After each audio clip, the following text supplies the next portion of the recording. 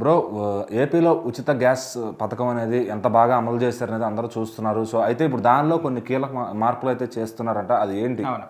అయితే ఉచిత gas cylinder సంవత్సరానికి 3 సిలిండర్లు అనేవి ఉచితంగా ఏపీ ప్రజలకు ఇస్తూ ఉన్నారు. ఎవరైతే అర్హులో వాళ్ళందరినీ కూడా గుర్తించి. అర్హులైనటువంటి రేషన్ కార్డులు ఎవరైతే ఉన్నాయో వాళ్ళందరికీ కూడా ఉచిత గ్యాస్ సిలిండర్లు వస్తూ ఉన్నాయి. సో మరి ఇందులో ఇప్పటి వరకు ఉన్నటువంటి రూల్స్ అండ్ రెగ్యులేషన్స్ని మారుస్తూ కొత్తగా ఇంకొన్ని మార్పులు చేర్పులు చేయడానికి కూడా ప్రభుత్వం అనేది కొత్త పాలసీస్ తీసుకొస్తుంది.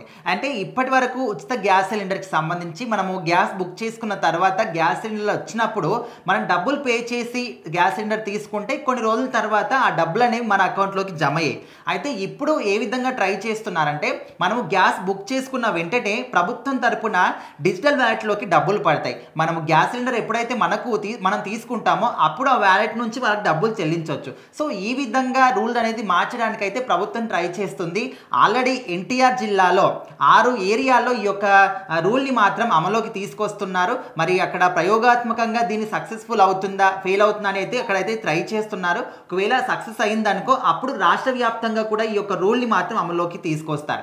అండ్ ఇప్పటి వరకు మనం చూసుకుంటే ఉచిత గ్యాస్ సిలిండర్ ద్వారా ఆల్మోస్ట్ రాష్ట్ర ప్రజలందరికీ కూడా సిలిండర్లు అనేవి అందాయి. అంటే ఫస్ట్ విడతలో కొంతమందికి, సెకండ్ విడతలో కొంతమందికి. సో ఈ విధంగా ఈ విధంగా ప్రభుత్వం తరపు నుంచి అమల్లోకి వచ్చినప్పటికీ కూడా ఇంకొంతమంది మాకు రాలేదు అని చెప్పేసి కావాలని కూడా ప్రభుత్వాన్ని టార్గెట్ చేసి కొంతమంది ఉంటారు. ఇప్పుడు ఎంత ఉచిత పథకాలు వచ్చినా కూడా, ఎన్ని పాలసీస్ వచ్చినా కూడా వాళ్ళు హామీలు నెరవేర్చుకున్నా కూడా కొంతమంది అనుకొని కావాలని కూడా గవర్నమెంట్ని టార్గెట్ చేయాలి, చిన్నబుచ్చాలి, ఏదో బురచాలనే ఉద్దేశంతో వేరే పార్టీ వాళ్ళు ఎవరైనా ఉండొచ్చు. సో వాళ్ళు కావాలని కూడా కొంతమంది చేస్తూ ఉంటారు. మాకు ఈ విధంగా ఏమి రావట్లేదు, వచ్చినా కూడా రావట్లేదు అని చెప్పేసి కూడా మీడియా ముందు మాట్లాడడం కానీ, హైలైట్ అవ్వడం, సో ఈ విధంగా చేస్తూ ఉంటారు. బట్ రాష్ట్ర ప్రజలందరికీ కూడా తెలుసు ప్రభుత్వం ఏం చేస్తుంది, ప్రభుత్వం ఇచ్చిన హామీలు కావచ్చు, పాలసీస్ కావచ్చు, అన్నీ ఇస్తుందా లేదా, అన్నీ ఒకేసారి ఇవ్వాలంటే ఏ ప్రభుత్వం ఏ రాష్ట్రం కూడా చేయలేదు.